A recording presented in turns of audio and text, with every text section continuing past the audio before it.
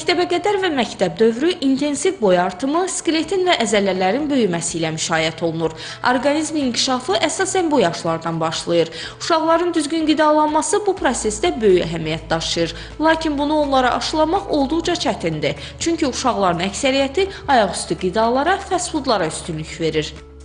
Ən çox nə yeməyi xoşlayırsınız? Ən çox mən kartoşka pire yeməyi xoşlayıram, bir də burger xoşlayıram. Mənim anam ən çox tərəvəzli yeməklər bişirir, amma mən onları çox da xoşlamıram. Mən ən çox fri kartof, burger, fast foodlar xoşlayıram. Valideynlər isə övladlarının sağlam qidalanması üçün müxtəlif üsullara əl atırlar. Təbii ki, uşaqlara bu vərdişi daha asan aşılamaq üçün valideynlərin özlərinin də sağlam qidalanması vacibdir. Bir valideyn kimi hər zaman istəyirəm ki, övladım sağlam qidalardan qidalansın. Çünki onsuz da biz olmayanda övladımız başqa yerlərdə onsuz da öz sevdiyi, onları bilirsiniz də, fast food qidalarını sevirlər. Mən çalışıram ki, evdə, adi dərsdə məsəl üçün məktəbə yemək qoyanda da çalışıram ki, ev yeməkləri qoyum. Ət məhsulları, yağsız, süd məhsullarına daha çox önəm verirəm.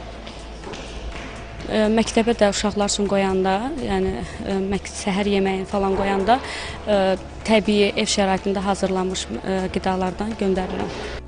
Mütəxəssislər deyirlər ki, sağlam qidalanmaya daha kiçik yaşlardan başlamaq lazımdır. Çünki bu dövrdə tərəvəz, zülal və karbohidratlı yeməkləri müxtəlif formada təqdim edərək onları buna alışdırmaq mümkündür. Həmçinin yemək vaxtı bəzi nüanslara da diqqət olunmalıdır. Məktəbə qədər yaşlı uşaqlar daha çox vaxtlarını evdə və ya bağça mühitində keçirirlər. Ona görə də qeyd etdiyim bu faktor çox önəmlidir. Bəzi məsləhətlər verə bilərik bununla bağlı.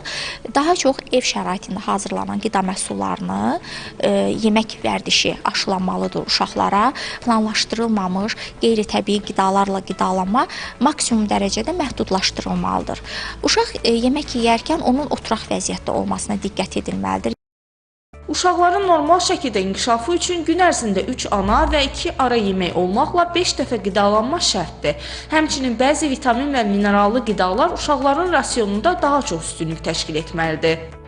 Mütləq səhər yeməklərini qidalandıranda ilkin olaraq şirin, şəkərli, şirin çay, bu kimi qidalara üstünlük verilməsin və mütləq səhər zülal məhsulu və protein üstünlükli, bunlar yumurtadır, pendirdir və digər süd məhsullarını əvəz edə bilər və yaxud da hər gün zeytundur və bu qidalarla qidalanarsa uşaq günlük olaraq səhər qidasında lazım olan vitamin mənbəyini almış olur.